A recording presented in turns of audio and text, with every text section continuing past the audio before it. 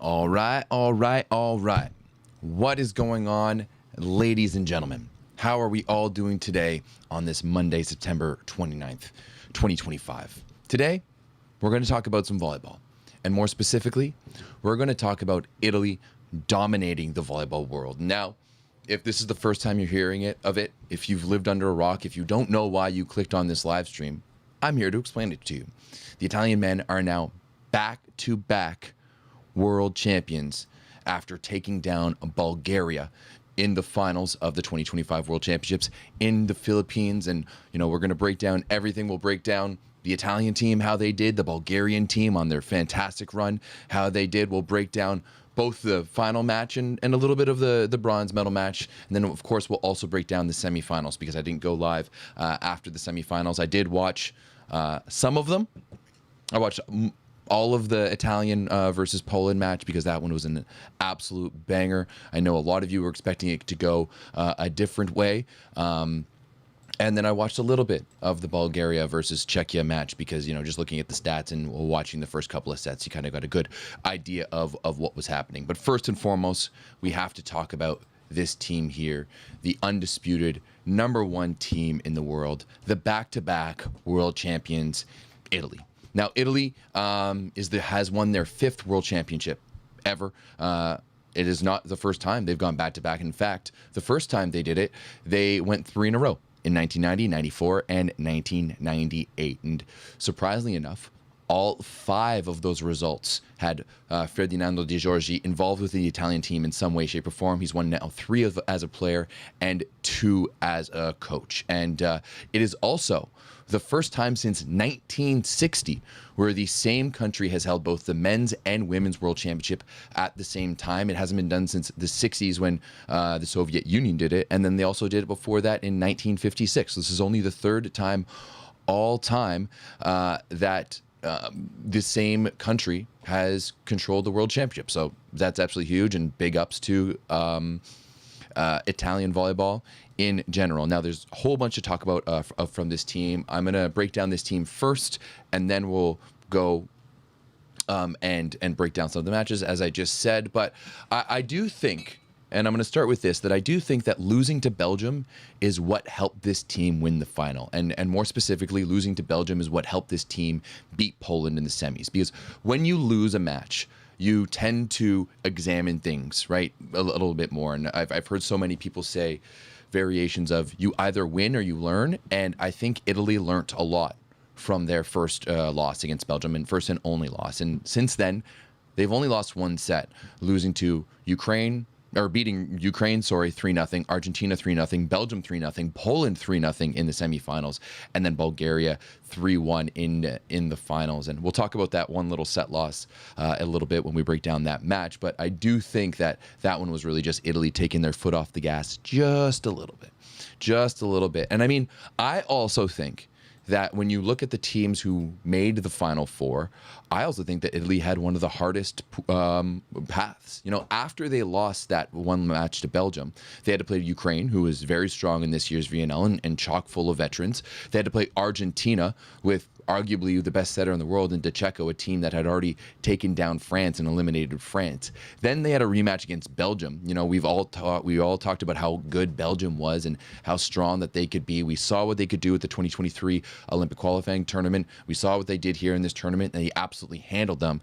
And then they absolutely handled the quote-unquote #1 team in the world in Poland by handing them a 3-dong in the semifinals, right? They didn't lose a set until set 3 of the finals against Bulgaria, at which point they were already pretty much cruising to a gold medal. Now, this team really dominated by playing very, very clean volleyball, executing to the highest of degrees, and dominating with their serve and block. I mean, I think that one of the most underrated things this team did was their defensive shape and the relationship between their block and the defense. And there was no other better example of this than in the Poland match when they outdug Poland 59-45, right? They were just all over them on defense. They were shutting them down, and Poland really couldn't figure out anything offensively because of how strong Italy's defense was. And, I think that ultimately their talent and their ball control really won it for them in the end. They they play with such intention, and they have such a good understanding of every single matchup.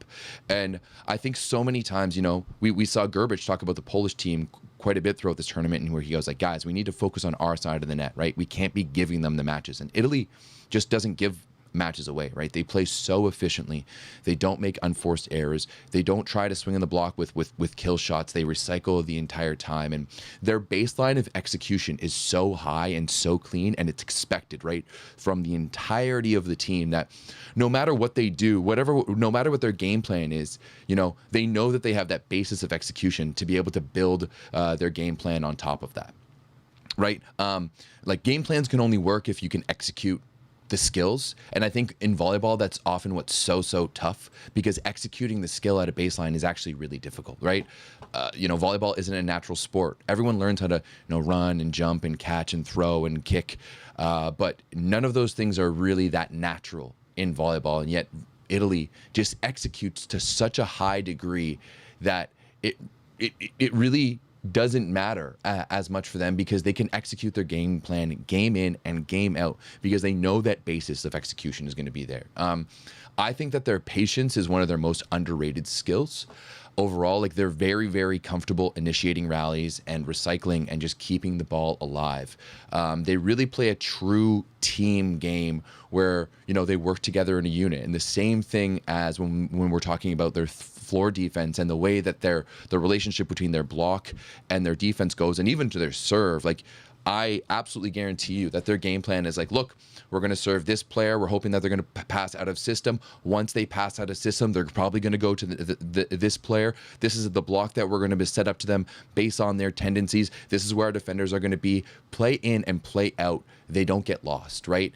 In out of system situations, they are absolutely incredible. Their patience, as I said, is like, they have no problem going off the block because they know the coverage is going to be there. They have no problem recycling that ball and just being patient and waiting for those gaps to open up, because they have such a wide variety of skills on their team. And, you can go to pretty much anyone on their team, and they know they're going to succeed. Like, there's even moments when they bring in bench guys, like the way Luka Poro came into the third set against Poland, and towards the end of that set, in crunch time, they give him one ball, recycles it, gives him a third ball, recycles it. Finally, they give him give him one ball, give him two balls, and on that third ball, he finally puts it away, and this is a guy coming in off the bench. And we also see that in their scoring on their team, right? Mikieleto led their team in scoring with 93 points. He was 7th overall in the tournament. Romano was 2nd in their team in scoring. He was 8th in the tournament with 88 points. And then Botolo was 3rd in their team in scoring with 87 points and 9th in the tournament. So they held 7th, 8th, and 9th place, whereas all the other teams, all the other guys were guys that, were gone to consistently and really, really carried their team, whereas there was truly no Italian player who had to carry this team, right? It didn't matter if it was defensively. It didn't matter if it was in serve receive. It didn't matter if it was blocking.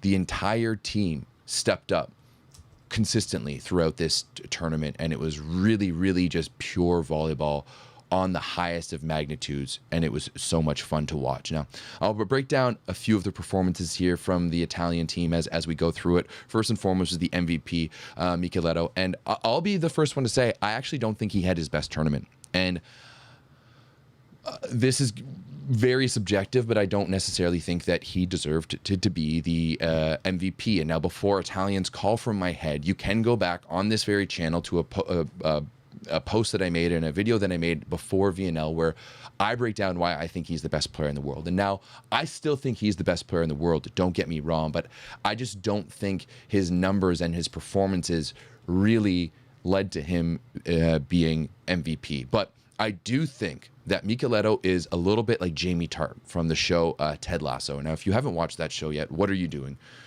Don't subscribe to a former host of this shows who absolutely hates soccer or European football. Ted Lasso is one of the best shows I've ever seen, if not the best show. But there's a moment in the 3rd season where he goes, "Don't play to me, play through me."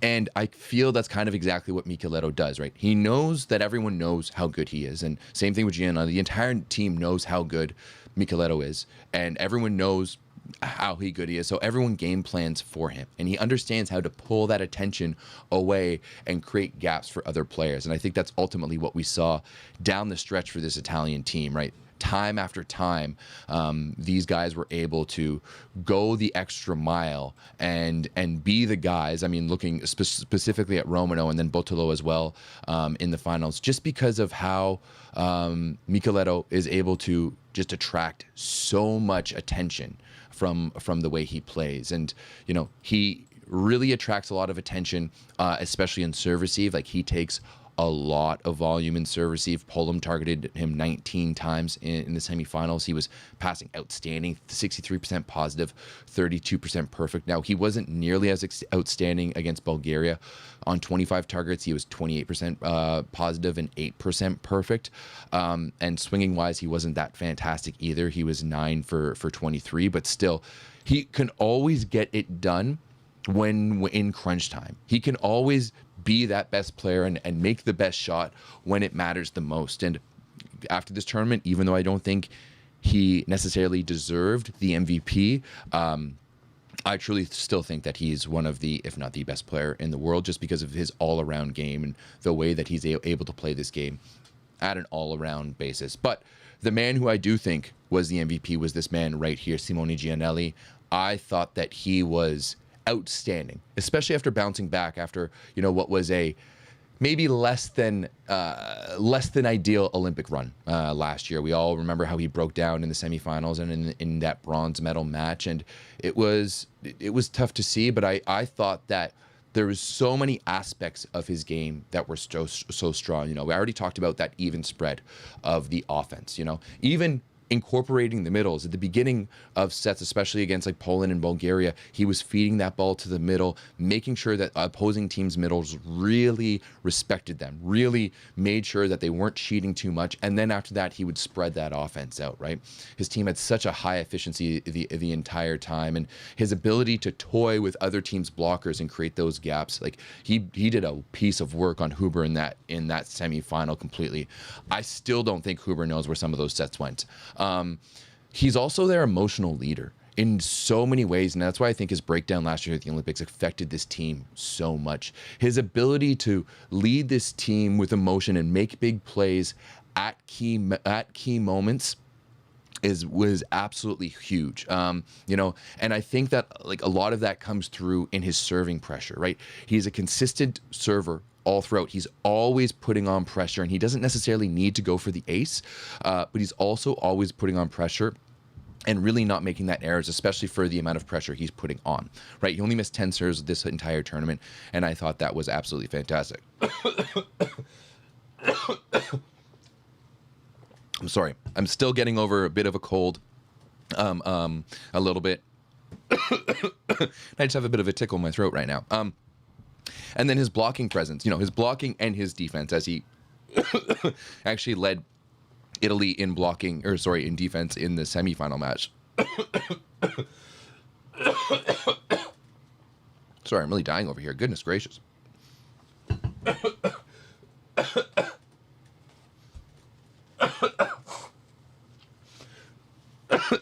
Imagine you guys watch me die on the stream right now. That would be wild. Yeah.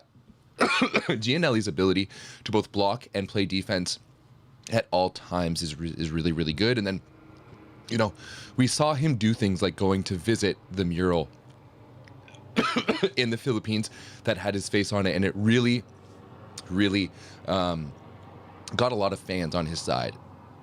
Especially when other star players were maybe talking a little bit of smack against the host country and stuff like that.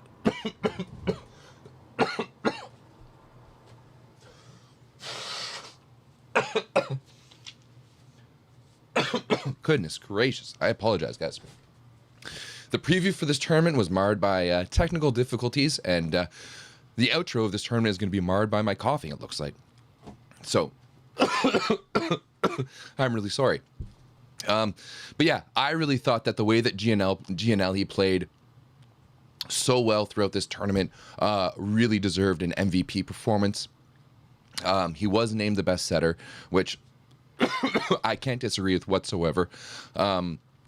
But at the same time, you know what, I thought that his performance really, really redeemed himself from what we saw at last year's Olympics. And now, the next Italian guy that I want to talk to is this guy right here.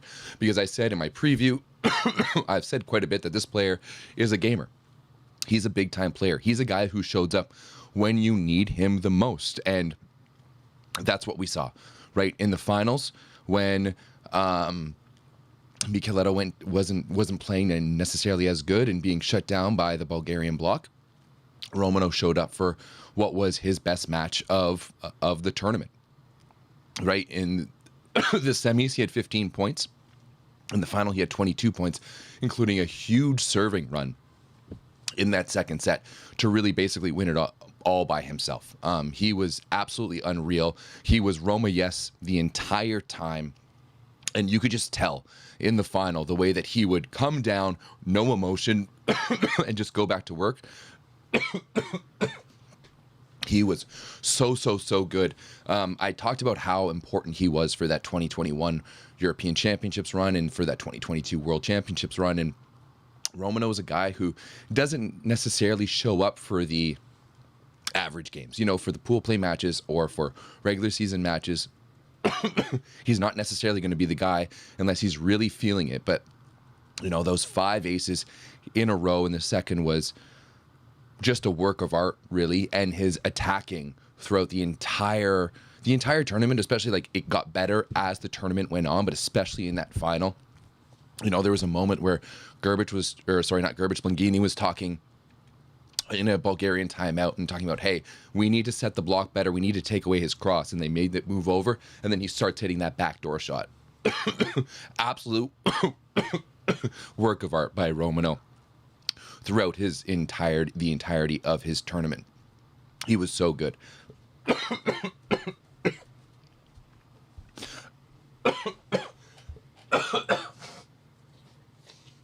Sorry. I really am dying here, okay? I really am dying here. And then finally, the one last guy that I want to touch on is Fabio Balaso. And I think he's so underrated because as a libero, the stats don't really show how good you are. Now, he was technically the 3rd/4th best digger in the tournament, ranked 3rd, but there was 2 guys tied for him at 2nd. And his reception was all right. 41% positive and only 17% perfect. But he was only ace 6 times in 7 matches, which I think were really huge. But I think his biggest contributions aren't necessarily on the stat sheet. And it's the way that he quarterbacks the serve, receive, and the defense, the way he talks and is always sharing information, right? That's one thing that I really want. If I'm coaching, I really want that from my libero. I want a guy who knows every single server's and every single attacker's tendencies, right? I want a guy who really has that ability to go out there and, you know, and dictate what happens defensively, and that's exactly what he does.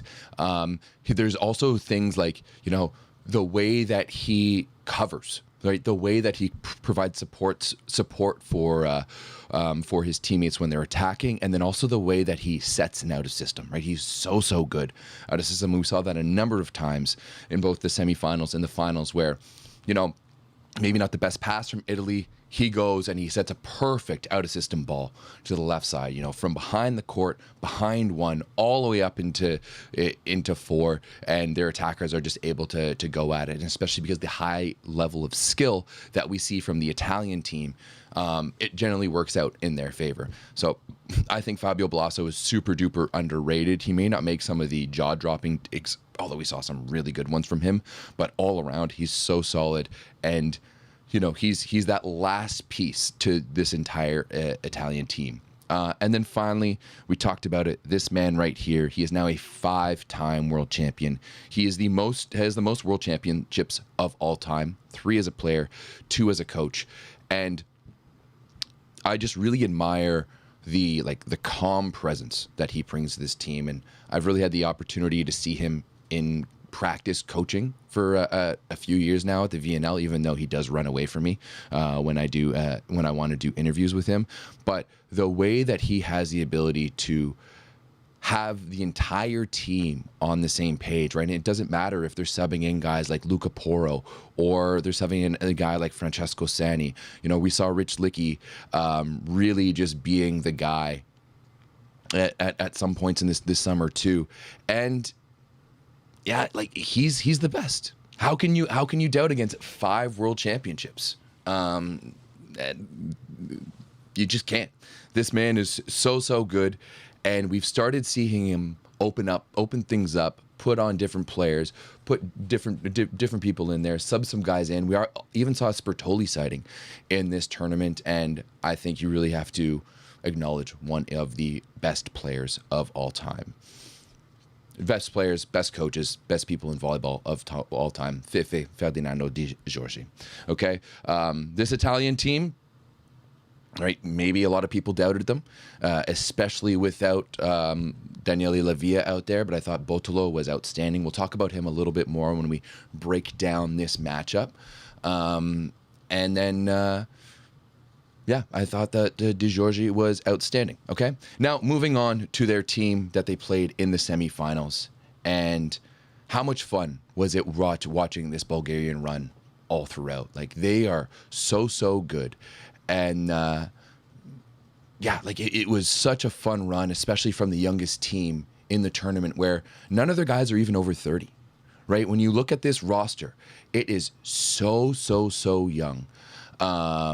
And it's really outstanding the fact that they were made it all the way to the finals, right? Petkov, only 29. Antanasov is also 29. Grozanov is 27. Asparuhov, only 25. Kolev, their libero, who I thought really did well. He wasn't great in the final, and it's too bad how, you saw him in tears. He's only 22, though. Same thing with Tatarov, only 22 coming off the bench. Alex Nikolov, still only 21. It's crazy that he's only 21. It feels like he's been a veteran now forever.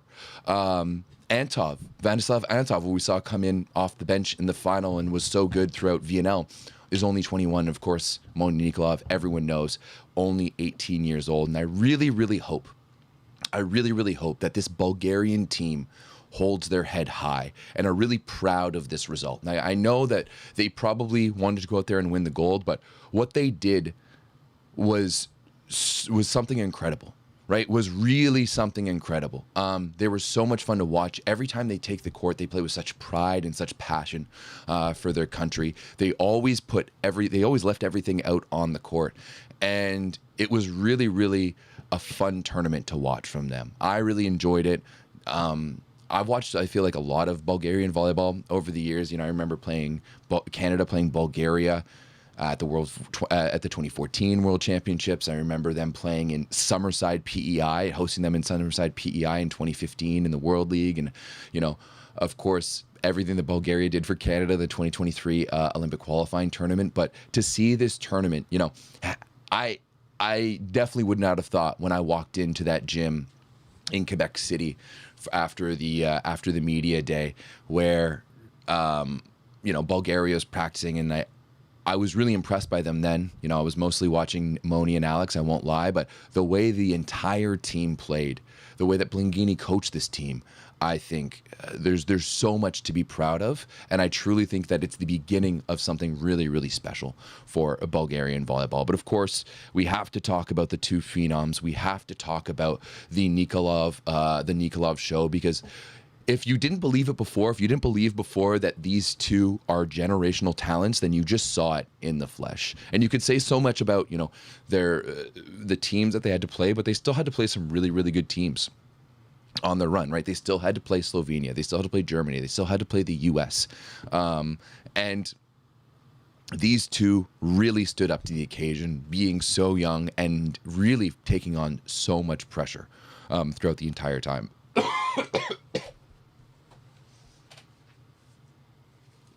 Sorry. It's like, it's not every day, and I can only think of back to 2010 when Cuba did it, where you see a 21-year-old and an 18-year-old lead their team to World Championship silver. And I really hope that, this sparks something for Bulgarian volleyball. I'm pretty sure they're hosting the European Championships in 2026, which is huge. But it also I really hope this makes some of their fans believe and bring some more eyes to the sport in Bulgaria. Now, first and foremost, we have to talk about Alex Nikolov and what he did over the course of this tournament, because he was incredible.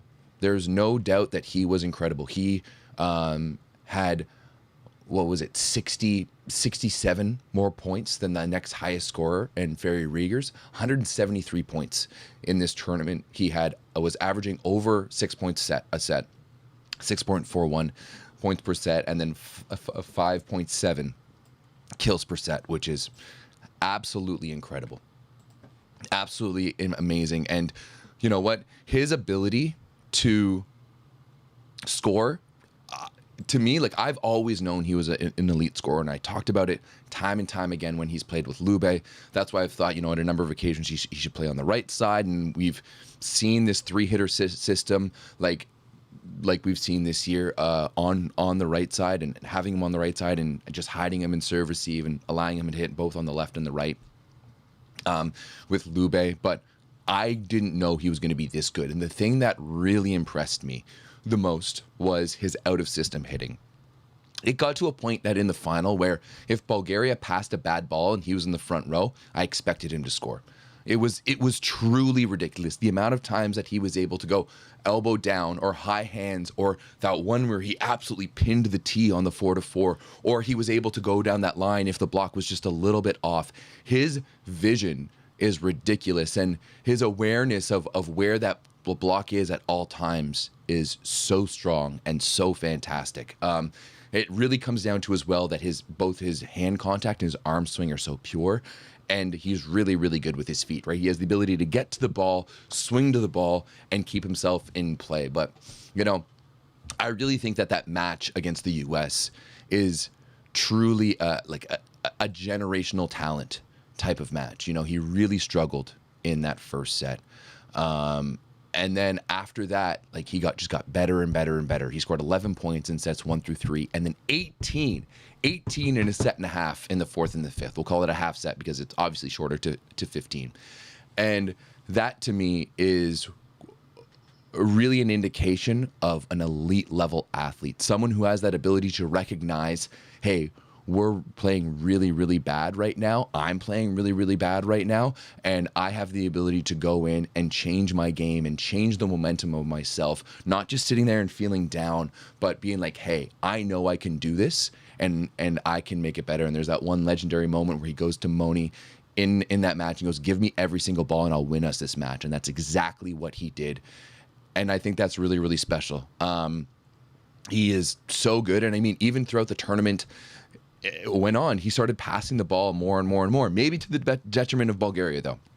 We can talk about a little bit that when we talk about this match, but I think that we've never, like, not since Leon doing it in 2010 have we seen such a young talent be so fantastic. And I really hope that people and fans understand just how special it was what we saw from Alex Nikolov in this World Championships. He was ridiculous and just a true leader for his team, and it was really special. Now, on the other side, his brother, Mooney, if you don't believe that he's not a generational talent yet, if you're one of those haters out there who, you know, thought he should stay in the NCAA, blah, blah, blah, blah, blah, blah, blah, any of this bullshit, I think you can shut your mouth now. I really, really do. I don't even want to talk about his attacking, because, like, his physical attributes are outstanding. Like, there's no other guys out there who are like 6'10" and have the arm of opposite. Like, I really truly believe that this is a guy who could go out there and be an elite opposite on this team, right? If you cloned Mooney and put him on the right side, this team might have won. I'm really not joking about that. He has that type of talent. He has that type of size, but he also has the hands and the touch and the understanding. He has a really nice blend of emotional maturity where he can feel the ebbs and the flows of the match, especially in that quarterfinal match against the U.S., how he was able to, you know, understand that Alex wasn't going, and he started getting other people involved in the offense. You know, he went to Petkov quite a bit in that third set, who was their emotional leader and a guy who went him on, and then flipped that switch and just started feeding it to Alex afterwards. And we saw that get so much better throughout, from the VNL to the World Championships. And his ability now to make those decisions, to understand his team's offense, to understand who's on fire and where the gaps are and all of these different things, you know, being able to set his middles into gaps, being able to lead his attackers like Atanasov or Asparuhov or Tatarov or Antov when they came in, just really putting them in a position to succeed every single time was really, really special. Now, like, we haven't seen a setting talent like this at this young of an age since Giannelli, but even Giannelli took some time to mature as a setter, took some time to mature as a leader, whereas I think Mooney is already really there.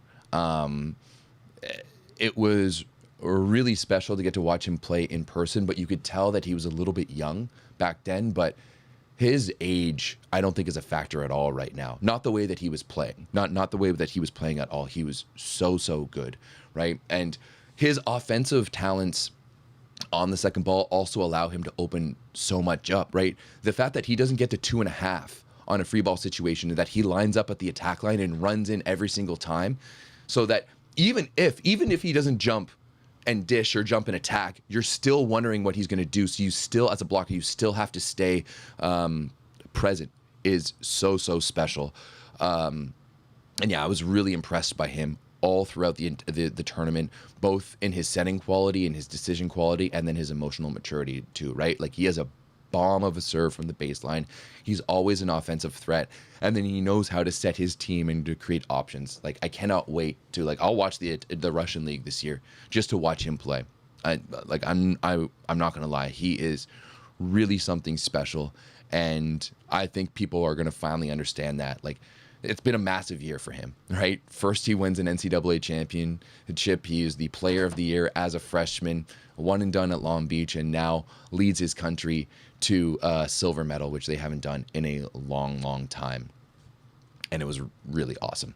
Now, I do think that so much credit has to go to the rest of their team too. As I talked about so many times throughout this tournament, every single player on this roster understood their role and knew their role really well, and that so much of that has to go to Gianlorenzo Blingini. And I mean, this is a guy who knows how to win, right? This is a guy who led Italy to a silver medal at the 2016 Olympics.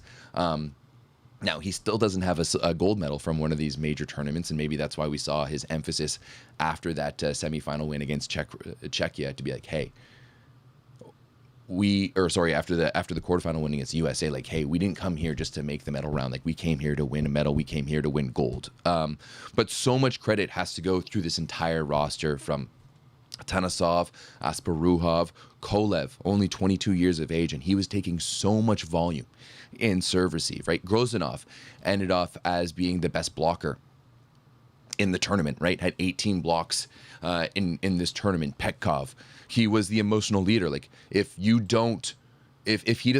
not on the team and he doesn't lead them to victory in that third set against the US, then Bulgaria isn't even here, right? Bulgaria doesn't even make the medal round. They don't make the semifinals. They don't make the finals. And once again, we saw that from him in the finals too, or in that third set, the one set that they won, right? Bulgaria is passing well, and he went 3 for 3 in attack. He is a huge emotional leader for this team, and it makes sense. Like, he's a little bit older. He's 29. He's been around the block. And yeah, like as I said, Kolev, only 22 years old. He's going to continue to grow with this team. And Atanasov, Asparuhov, they were so good, and they stayed so consistent, and they showed up when they were needed. And I think so much of the credit goes to Gianlorenzo Blingini. And once again, I thought that this Bulgarian team was so much fun. Now, I think at the end of the day, and we can go now to talking to this final match, is that ultimately they just played against a team that was better than them, right? Now, the one of the big things that I saw from this match was two things. Italy was just too much for Bulgaria to handle from the baseline, right? Italy had 13 aces from the match. Of course, those most memorable moments were Romano in the second, and then the 7 aces from Botolo in the fourth that just absolutely finished things off. Was it 7? Yeah. 4 aces from Botolo in the fourth. And that you could tell that the difference was serving, because the one set that Bulgaria did win, there was 0 aces for Italy and 8 errors six serving errors for Italy. And then Bulgaria passed 64% positive and 55% perfect, which really allowed them to open up their offense altogether. And it was really just an overwhelming performance from Italy in front of a Bulgarian team that still played pretty well overall. I thought that they played pretty well. I'll break down the Bulgarian team in a second, but first I think you have to talk about Yuri Romano and how good he was. 22 points in this one, but his numbers were middle numbers. Like truly, his numbers were middle numbers in this one. He was 16 for 23. He had a 70% with a 65% efficiency. Absolutely outstanding, and then had a block and 5 aces. He was pretty much a automatic. He was a stone cold killer, right? There was no emotion on his face throughout the entirety of the match, and it was something else to watch altogether. Romano could have been the MVP. He honestly could have been the MVP, and I don't think anyone would have blinked at it. I do agree with Luke in the chat that I think that you need a final MVP. Like a final match MVP. I think there should be match MVPs no matter what per match. And they should be announced, kind of at the end of every single match. And then on top of that, you should have a tournament MVP and dream team and all of these things. But if that's the case, then Romano 100% would have been that final MVP. Balaso was ridiculous as well, 9 digs. And once again, that Italian offense is just that Italian system is just set up to funnel things to their libero and to the other players. Now I don't have an asset for this, but Bottolo, I'm really, really, really happy for Bottolo in the way that he played in that final. He didn't have the best semifinal. He only had 4 points. I think he had either a 0 or a negative efficiency. It wasn't his best match in the semifinals, but he had played such a strong tournament up into this. And Bottolo, I think, was one of the biggest question marks for this Italian team, right? Without Giannelli Lavia, who, was their starter in 2021 and 2022 when they won their past 2 major trophies. He's always been that guy beside Mikieleto, and he was their guy at the VNL finals as well. Now, we did talk about this quite a bit throughout the Superlega season that, Mattia Bottolo looked way better than Giannelli Lavia in the Superlega season, and for him to play like this in this final, I think is really, really special. 19 points. He had the second most points for Italy in this match. He was 10 for 24 in attack and had a 42% attacking with 25% efficiency, which isn't the best, but he did have 2 blocks and 7 aces in the match, and the 4th was all his, right? The 4th was the Mattia Bottolo show. So much fun to watch. He had 10 points. He was 4 for 6 in attack with a 67% efficiency. He made no errors, didn't get blocked, had 2 blocks and 4 aces to really blow that match open and really solidify Italy's second championship. I think it was really special for Bottolo, and I'm really happy for him for the way that he played in this match and the way that he contributed all tournament long. I think I actually voted for him for my second team All-Star in the Volleyball Source in the Volleyball Source All-Star voting, which I've pinned at the top. You can go vote for your first and second team All-Stars. You can also vote for a number of the different Volleyball Source superlatives, and we'll talk about that later on this week. Okay. Now, obviously, on the other side of the net, Italy knew that Nikolov was going to get his. And I mean, he did. He had 23 points in this one. I think he had an 11-point second set despite a losing effort. And his ability to score out of system in this one was absolutely incredible. He was 21 for 36 overall. He was hitting a 58% with a 47% efficiency. He had a block and an ace. And he actually passed the most balls that he did in this tournament, too. He went in there and had 24 targets. He passed 46% positive and 29% perfect. But he did get aced 4 times, mostly at the end of the 4th when his club teammate, Mattia Bottolo, was bringing the heat at him. And there was a few that they were just going either seam. They were going to high shoulders, and it was dropping in. You could just kind of Nikolov just give a shrug, because at that point, I think they kind of knew that the game was over anyways. But instead of instead of breaking Nikolov by going at him to serve, I actually think it broke his teammates. Now, Kolev in this match had his worst passing match of the tournament. He only passed 21% positive with a 7% perfect on 14 targets. He was ace 3 times. And then same thing with Tanasov. He had 16 targets and passed only 12% positive and 0% perfect. Asparuhov passed a little bit more. He had 16 targets and he was, not hitting so great. And honestly, what I feel like what was happening on the Bulgarian side is that so many of these guys found so much value in passing the ball and making sure that that first contact was okay, and then opening things up for Alex. But because so much volume was going to Alex in offense and so much volume was going to Alex in serve receive, some of these other guys weren't getting touches, and they weren't able to get into a rhythm, and B, they weren't feeling like valued on the court. So when that ball did come to them, they were just holding the stick a little too tight and trying to do a little too much. Now this is like all hindsight is 2020, so you can kind of take it with a grain of salt. But I do think that overall Bulgaria did such a good job at really neutralizing Mikieleto.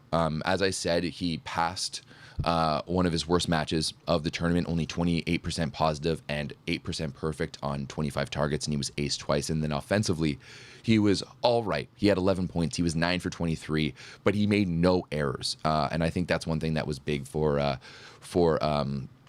Mikieleto too, right? He went out there, maybe wasn't super efficient and maybe didn't score all that much, but he also didn't hurt his team all that much. So he was 9 for 23 with a block and an ace. Also, one thing to note is this man right here. He made 7 unforced errors in that first match, or in that quarterfinal match against the U.S., and then really limited it after them. I think in total he made 8 like hitting and blocking errors in the semifinals and finals, and really it was just a special run to watch from Bulgaria.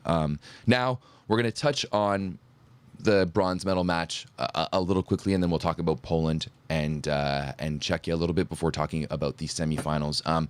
I don't think there's really much to talk about in this bronze medal match. It was a better Polish team against a Czechia team who did really, really well to get to the semifinals, but I think that they were just over their heads a little bit once it got to the semifinals, and just playing teams that were much, much better than them. And you can look at these stats here.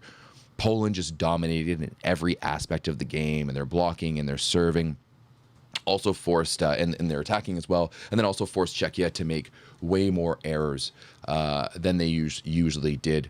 It was a classic bounce back Wilfredo Leon game, and we've seen this before where, the team doesn't do as expected and loses in a semifinal, and he bounced back incredibly well. Leon was an absolute monster. He hit 26 points, hit 23 for 36, hitting a 64% with a 58% efficiency, and then also had 3 blocks. Passing wise, he wasn't terrible, 40% positive and 12% perfect on 25 targets of total of 63. So he's taken like almost 50% of the serve receive targets and was only ace twice. So Poland dominated this game as they should have, and if it wasn't for Lukasz Wyszina, I think that this game would have been way different.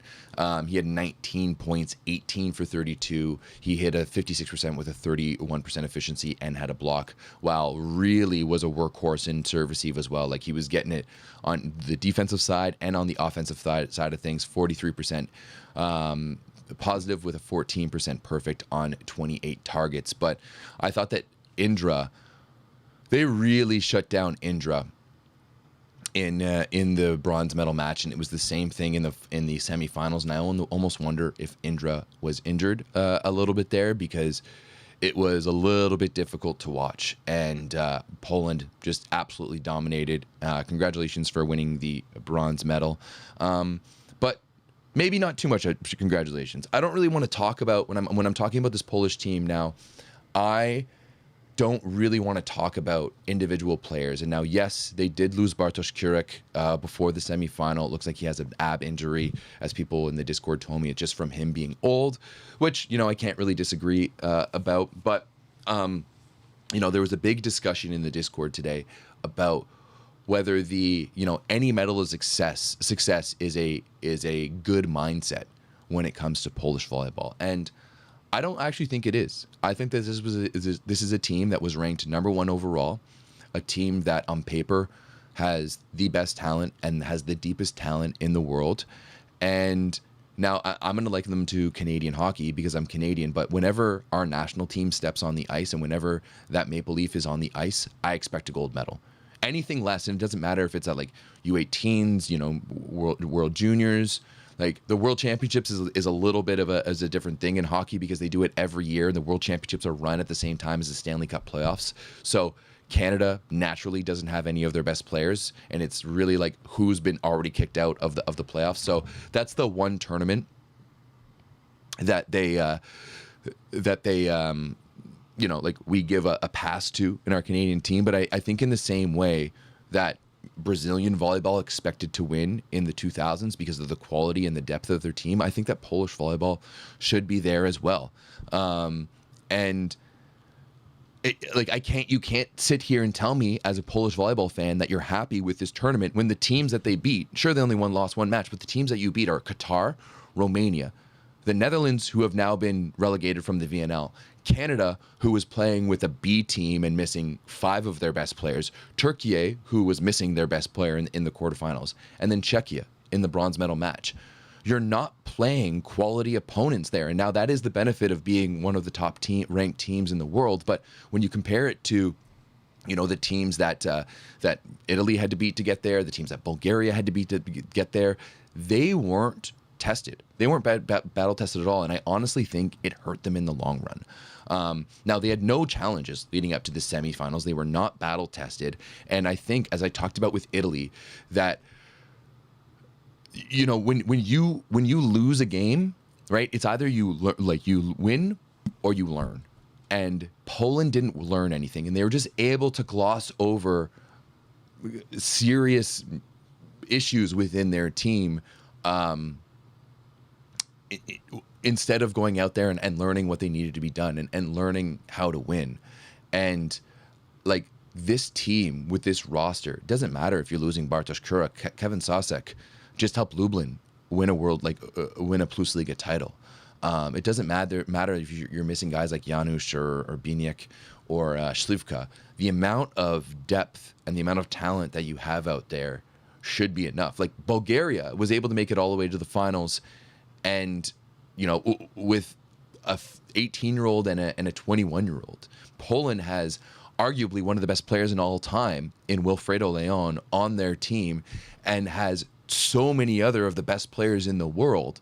Right? None of those starters are outside of the top 10 player in their position. So I think that the expectations are as they should be with Poland, and they should be out there competing for a medal every single time. Now you can make that excuse that, you know, they had to play Italy in that semifinals, but they didn't win a set in the semifinals. They got absolutely donged in the semifinals. 3-0, and that's it. And if you're a Polish fan, I don't think you should be happy with bronze. You know, if they had gone out there and lost an all-timer of a match, you know, if it goes to 4 or it goes to 5 and it's back and forth, but that wasn't the case in this semifinal.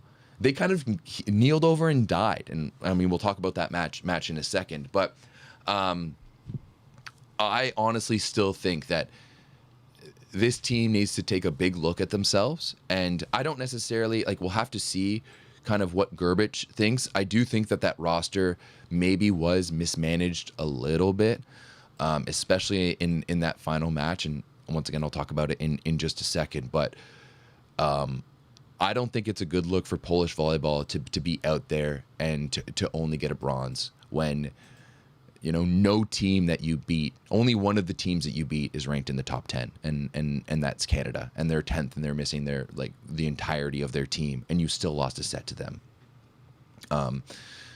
I think that so many things need to be reevaluated with this Polish team, because there's no reason that they should be falling to Italy the way that they did in the semifinals, right? It would be a completely different story if it was amazing match. But it really wasn't. Now, before we talk about those matches, I do want to touch on Czechia. I think that you need to give Czechia so much credit, so much credit for getting here. And you can say whatever you want about the tournament and the way that it was planned out and the way that was scheduled and the way that the bracket came about, and was just poorly planned from the beginning. But at the end of the day, Czechia did what they needed to do, right?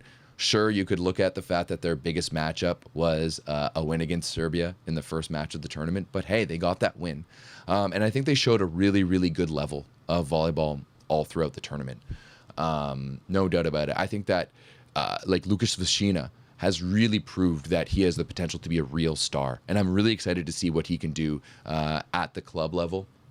He was the fourth best scorer in this tournament with 98 points. He was averaging 4.45 points per set, which is really, really high. And then he also took so many serve receive reps, right? Overall in this tournament, he had was 86 for 153 in attacking. He had a 56% with a 43% efficiency. He had 6 blocks and 6 aces. And then he also passed a 51% positive with a 25% perfect on 151 targets, and he was only aced 12 times. I thought that Vashina was outstanding, and there was that touch and go moment where he didn't play against China, and the fact that they didn't play until a number of days, like almost a week later in the round of 16, I think helped him a lot, and he came back and so good and was so consistent for this Czech team throughout the entirety of the tournament, and it was really fun to see. Patrick Indra, on the other hand, he was outstanding unless they were playing good opponents. Like he had 2 of his worst matches in the semis and in the finals, right? Versus Bulgaria, he only had 10 points. He was 7 for 22, hitting a 32% with an 18% efficiency. He had 1 block and 2 aces. And in the bronze against Poland, he had 11 points. He was 11 for 24, hitting a 46% and it with a 21% efficiency. And now remember, he was also bad against Brazil in their only loss with only 6 points. He was 5 for 15, hitting a 33%. With a 7% efficiency and 1 ace. So I think Patrick Indra, like from what we saw from him in the Plus Liga season, I thought he was going to be a lot better, and I thought he was going to be able to withstand that pressure. And I think that he's really going to need to be better under pressure moving forward if this Czech team is going to continue to build on this result. Now, obviously, they're not going to get the draw that they got in this tournament again, but I don't expect them to be competing for medals, but I do expect them to be competing for, getting to quarterfinals and getting to larger, better results than what we've seen before here, right? This is a team that we haven't really seen at all that much before. And for them to be as good as they were at this tournament, I think was really, really special. Like Monik was fantastic in defense. I thought Galabov was really good as a secondary option. And then Antonin Klimesh, I think this is a guy that this is a guy who could really be another impact for this team alongside Vashina, alongside Indra. He's only 19. He turns 20 on October 1st, so just in a couple of days. But overall, he was, I thought, outstanding, and they went to him on a number of occasions. He had 52 points in this tournament. He was 37 for 61, so his attacking as a middle, maybe not at the efficiency that we've seen. He hit a 61% with a 52% efficiency. He had 10 blocks and 5 aces in this tournament, but he only made 2 unforced errors and was only blocked 3 times all tournament, which I think so much has to do with their setter Bartunek, but also he's a big, tall, physical guy who can hit that ball up high, and he still has a lot of growing to do in the shoulders. He's going to get a lot bigger, and to me, he has to be one of the biggest breakout stars for this Czech team. And he's going to play for Karlovaskar next year, which is one of the top teams in the Czech league, and I'm really excited to see kind of what he can do kind of moving forward. Talking about Czechia, sorry, I apologize. They did lose to Bulgaria 3-1. We'll talk about the semifinals now. And once again, I thought this was just a pure domination by Bulgaria. And they really played into their game plan, which was like 2 things. A, feed the ball to Alex, and then B, block the shit out of the ball. And you see that that column there, right there. 12 blocks to Czechia's 7. They also had 8 aces compared to Bulgaria's 4. They also had 9 touches on the block, and they just really, really controlled and really, really neutralized Indra in this match. Now, Alex had his best match of the tournament. He was absolutely outstanding. He had his tournament high 31 points, 27 for 47 in attack. He was hitting a 57% with a 47% efficiency. He had 1 block and 3 aces. And once again, he was in the serve receive quite a bit in this match. He was targeted 19 times for 42% with a 21% perfect. So 42% positive, 21% perfect. His passing numbers, I think I'm going to take that from a guy like Alex Nikolov all day. You know, in comparison, it's way better than Leo's numbers in passing. Mooney was absolutely ridiculous in this one too. 9 points as a setter. He was 5 for 7 in attack with a 71% efficiency, 2 blocks and 2 aces. He also set to his team to a 52% hitting and a 43% efficiency. This one was Bulgaria just imposing their will in all ways possible. Grozanov was huge as well for Bulgaria. 7 for 8 in attack with an 88% efficiency. He had 4 blocks and 4 touches, also with another ace. And Vashina was another workhorse in this match. He had 17 points. He was 14 for 26, hitting a 54% with a 31% efficiency, 2 blocks, 1 ace, and was outstanding in serve receive. On 28 targets, he had 61% positive, 36% perfect, was only aced 2 times. And then because Indra was so shut down in the block and was struggling to score so much, they went to Galibov, and he was all right. He had 13 points, 11 for 23. With a block and an ace, but it was also blocked 5 times. And ultimately, I think that Bulgaria just overpowered Czechia in this one. And there's not much to say about this one. So we're going to move on to the other semifinal that, of course, everyone watched. Everyone wanted to talk about it. Now, I really wish I would have been able to do a live stream for this one, but I was like one of the drunkest I've ever been on Friday night after my friend's wedding, and I think I went to bed around 5:30 on Saturday morning. And I won't lie, like I was still hungover yesterday. Like I was hungover for 2 solid days, but it was an amazing time. Congratulations, Matt and Bree, once again. And this one, I was so astonished to wake up in the morning to see that it was a 3-dong for Italy. So I did have to rewatch this match this morning. It was the first thing I did, and I really wasn't impressed by Poland in this match, right?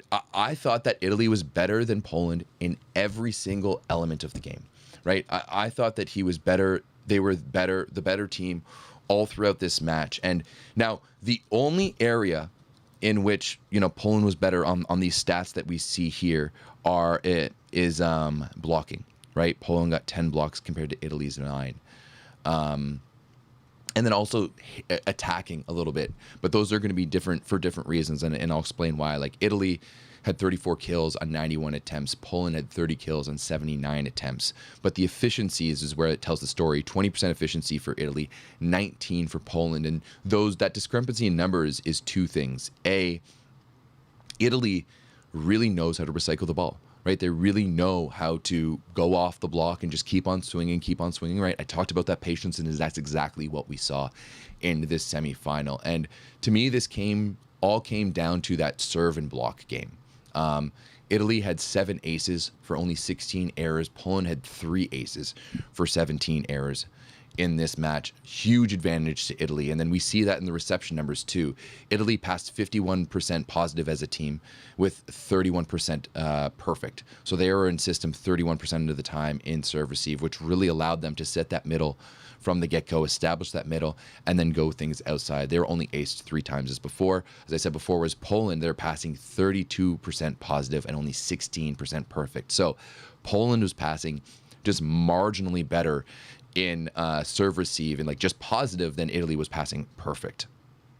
And now the blocking numbers I think here are a little bit misleading because yes, Poland did get 10 blocks and Italy got 9, and those are kill blocks, but Italy got 10 touches compared to 7 touches. Now, what I do think that touches is like positive touches that come back on your side. I don't think they're count like, you know, when you get tooled or when you touch the ball and it lands on the other side. And I think the biggest difference of that is that, you know, as I said before, Italy was recycling off the recycling quite a bit.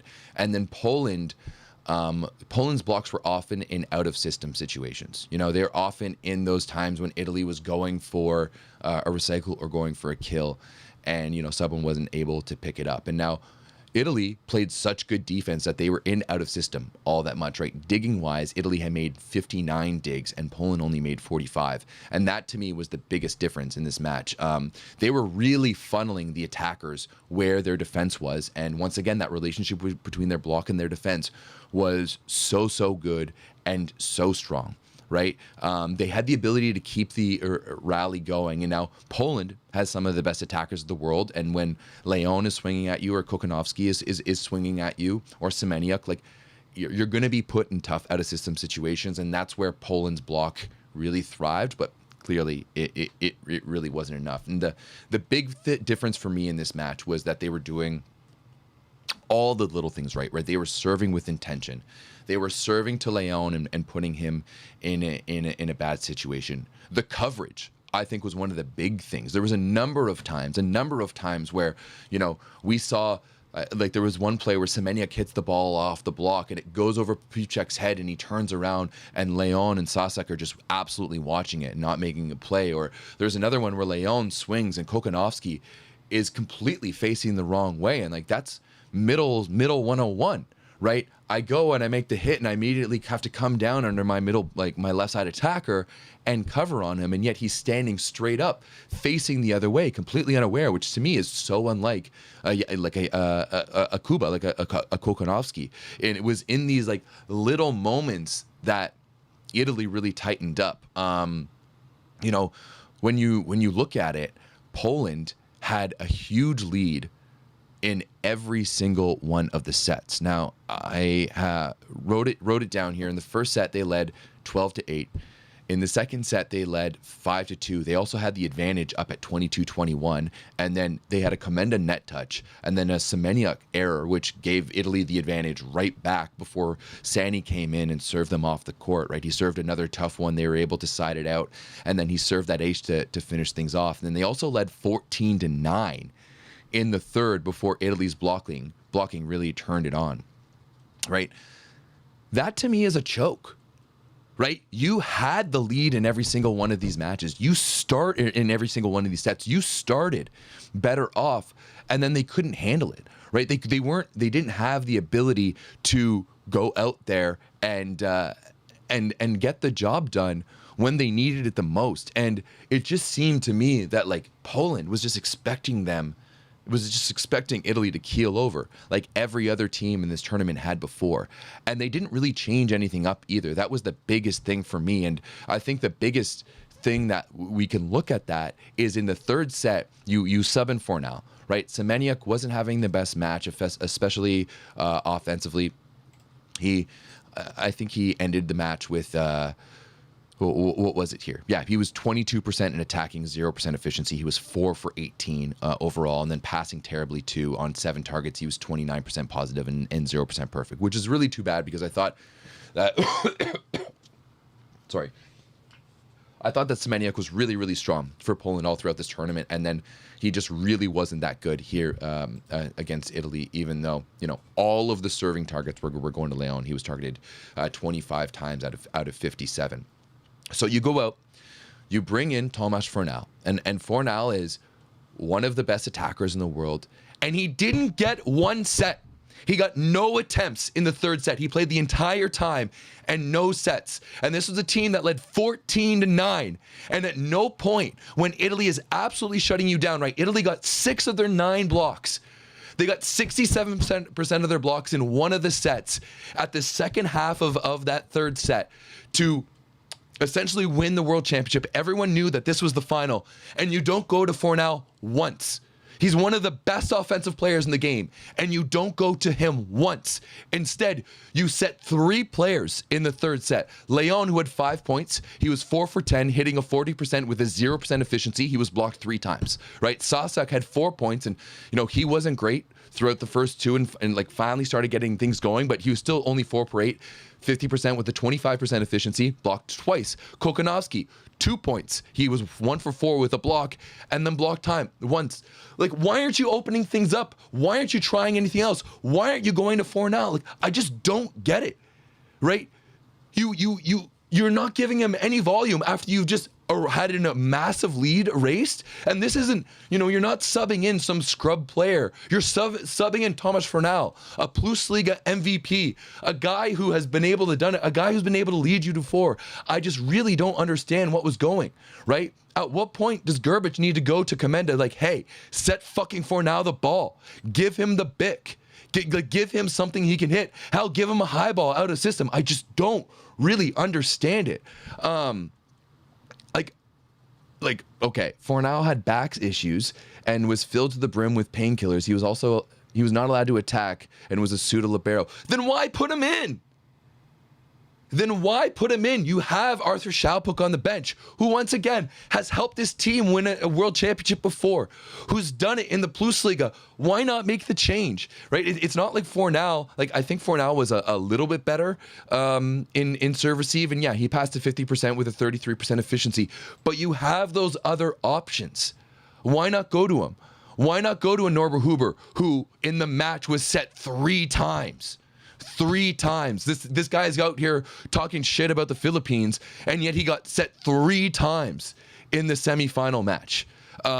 It was absolutely insanity watching what we were watching in this match. And Giannelli, once again, was unreal. They funneled everything defensively. 9 digs. I honestly thought that both Botolo and Balaso had more digs than 3 or 2, because like at every level, Italy's defense was better. At every level, Italy's gameplay was better. Like, to me, Italy was playing international volleyball and Poland was stuck playing club volleyball, right? And I've talked to this about players before, where club volleyball, you play so many matches and there's just such a turnaround, and oftentimes you only get to play with the guys on your team once a year, that the level of like team identity is much less, and the amount of game planning, I'm not going to say is less, but is probably different.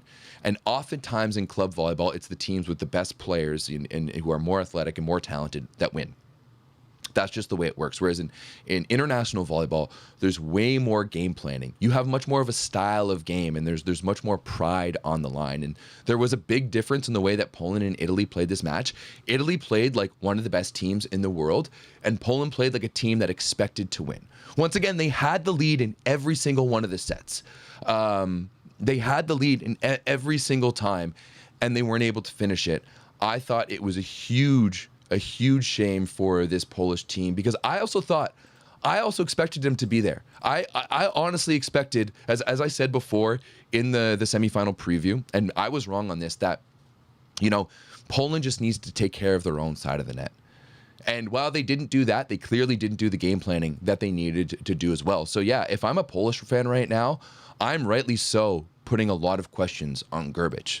Gerbic's, end of tournament press conference or end of match press conferences, luck comes into these things and blah, blah, blah, blah, blah. It sounded so much like Tilly after the Japanese loss, where, you're just kind of like, well, these things happen in international volleyball. It's like, yes, losses happen in international volleyball, but this match wasn't close. It was a 3-dong. And after 15, Poland looked helpless. Absolutely helpless. And I really don't know what else to say about this Polish team. I've been such a believer of them for so long now. I do think that the Plus Liga is one of the, if not the best league in the world right now, with the quality that they're pumping out and the things that they're able to do out there. But this tournament, I don't think, was a good indicator of how good Poland actually is. And they need to figure something out before the next World Championships and before the Olympics, because there's no doubt that they're going to be at the Olympics, because I'm pretty sure that the next teams after the 5 continental winner berths are going to be determined by, just the straight up ranking at the end of the VNL in 2028. So Poland obviously is going to be there. But like, this is a country that should be expecting world championships, should be expecting Olympics. And I'm sorry, but they just got lucky, or luck wasn't on our side today, isn't a good enough response when you drop the ball in each and every single set against the defending world champions, right? Everyone knew, especially after France was gone, everyone in the volleyball world knew that it was going to be Italy versus Poland in that semifinal. And yet Poland showed up and it didn't look like they were ready. It didn't look like they were ready. And to me, that comes down to, their preparation on their team. And I really wonder how those players feel about Grbić, because that should have been a Polish win. I'm going to say it. It should have been a Polish win. On paper, that Polish team is better, right? But Italy went out there and played semifinal volleyball. Poland did not. And I think that's how I break down this game altogether. It's really too bad, because I was expecting an all-time match, and we didn't get that at all. We didn't get that at all. You're right, Sketcher. Poland did not show up, and to me, it's a little sad. Okay, I did. Oh yeah, no, I already talked about Bulgaria against Czechia. So next up, we're going to talk about the dream team here. You know, we always know what the format is going to be. You know, where the first team gets four players, the second place team gets 2 players, and then there's one player for the fourth place team, or third place team. I mean, and I don't necessarily disagree with this. Of course, Alex Nikolov had to be on this first team. Grozanov had to be on this first team as well. Grozanov led the tournament in blocking. Nikolov led the tournament in attacking. Giannelli, I thought, as I already said, I thought he should have been the MVP, but I'm really glad to see him as the top setter. Romano finally gets the best opposite award, as he deserved as well in 2022. He was outstanding. Kokonowski, yeah, you can definitely give him, like, you had to give it to someone from Poland, and I thought Kokonowski was really solid, but then I personally would have given it to Russo, but that's just how things break down. And then Mikieleto is that one where I really think that his name got him along. Like, he did lead Italy in scoring theoretically, but you know, he was like their second or third best scorer in those final 2 matches, whereas Romano really took over from them. And I thought that Giannelli was such a good leader for this team all throughout this tournament. But all in all, I really don't think that this dream team was all that bad. I thought they did a decent job. But if you disagree with this dream team, in the pinned at the top, you can vote for the Volleyball Source All-Star Awards. And just like in the pool play, group play, I will be doing a reveal of that later on this week. So big shout out to Anna, who was super kind to be able to set this up. I was going to do it yesterday, but then when I was out for dinner with Sam, but then she went ahead and did it. So Anna, big shout out to you. I also thought that Botolo was really good, but Botolo wasn't great in the semifinals. He got subbed out, only scored 4 points, whereas Mikieleto was consistently very strong, and also on paper their top scorer throughout the entirety of the tournament, and passed a lot of balls and played great defense overall. So I definitely think that Mikieleto deserved to be on the first team, but I don't necessarily think that he deserved to be the MVP in this match. And this is coming from someone who thinks he actually is the best player in the world. So you can't come at me and say that I'm a Mikieleto hitter, because I absolutely not. Actually, you can also check out my interview with him from last year's VNL, which was a lot of fun. But once again, please go and vote for the Volleyball Source All-Star Awards. We'll keep that voting open for a little bit, so people who aren't watching live can vote on it as well. Okay. Now moving forward, this is the final ranking of this World Championship. We'll go all of it for the people listening on audio. Italy at 1, Bulgaria at 2, Poland at 3, Czechia at 4, USA at 5, Turkey at 6, Belgium at 7, Iran at 8, Argentina at 9, Serbia at 10, Slovenia at 11, Tunisia at 12. Netherlands at 13, Canada at 14. I don't know how they decided that we finished lower than Tunisia and Netherlands, but whatever. Finland at 15, Portugal at 16, Brazil at 17, France at 18, Philippines at 19, Cuba at 20, Germany at 21, Qatar at 22, Japan at 23, Ukraine at 24, Egypt at 25, 26 was Colombia, 27 was South Korea, 28 Libya, 29 Romania, 30th was China, 31st was Chile, and then Algeria came in at last in 32nd. I guess it went based off of group stage, and yeah, I guess you can see that. And then also big shout out to both G Volley and Pass Volley for all of these graphics. I just steal them off of you guys on Instagram. And then there's also this here, the world rankings now. As of yesterday, after this last match, Poland is still at number 1, Italy at number 2, Brazil at number 3, and then I'm not going to go through all of them because it really doesn't matter. But I do really want to talk about how I won't lie. I think that waiting match per match and based off, if you win 3-0 and 3-2 changes the result. I really like how a match per match thing is in play for the world rankings. I really, really do. But I really think that there should be like where you finish in a tournament and in any given tournament needs to have a factor about it as well. And I've talked about this before because it's almost like if you benefit from losing and not playing more games and not losing more games. And we've talked about this in the VNL before too, where teams who don't play the VNL, who aren't good enough to make the VNL, move up the rankings because teams who are just good enough get beat up by the other teams. Teams that go like 3-9 or whatever is still in the VNL end up dropping down the rankings due to teams who aren't playing, like compared to teams that aren't playing. Right? So I think that something needs to be changed. And if you take a look at Czechia, for example, Czechia is still ranked, 18th, below like every single team, like so many teams ahead of them, other than 3, finished lower than them in this tournament, right?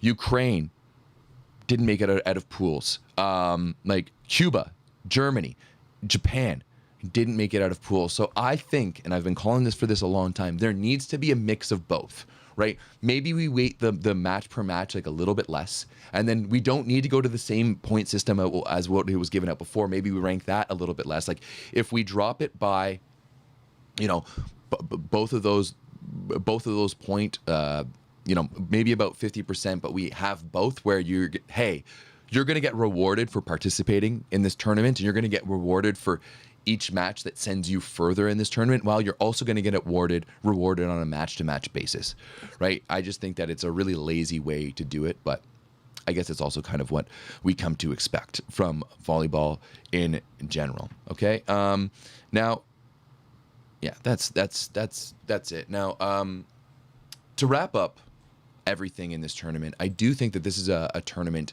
that we're going to remember for a long time. I think that this World Championships is one that we're going to remember for a while for a number of factors. Like all of the upsets that we saw in the opening round, right? Brazil not making it past the group stage for the first time in their career, right? They had made the quarter or the semifinals at all but one tournament, every tournament since like the early 80s. They had won a medal at 6 straight world championships. Like it had been a long time, and then they didn't make out. Like the 2-time defending champs, or 2-time Olympic defending champs, France, not moving on.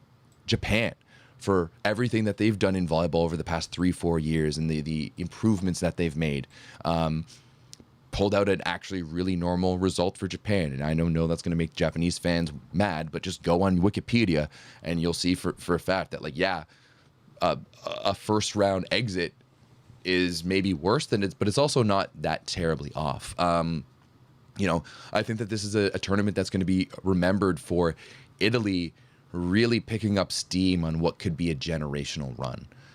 This young Italian team has proven that they can get the job done twice now at the World Championships. They've won 2 in a row, and you can't deny that they're probably going to be the favorites heading into the 2027 World Championships, and then also the favorites heading into the 2028 Olympics. And pretty much the entirety of this team is going to be able to be there again.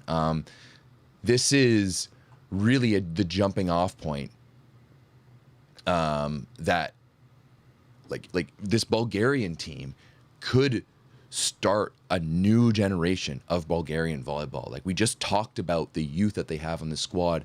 This entire squad can be there for 2028. This entire squad can be there into the 2030s as well too. Not the entirety of the squad, obviously, guys like Petkov and Atanasov, but Bulgaria is going to get a lot of boosts from this, and it's going to be interesting. Like, are we going to be looking back at this was the jumping off point for a generational team, or is this going to be kind of like Cuba in 2010, where like we're looking back and being like, what could have been? Bulgaria did so well in 2025, and then what happened? I really hope it's the former, right? I really hope that this is a jumping off point for a generational team, and I think we're seeing those other reasons why, like what they've done at U21s and stuff like that.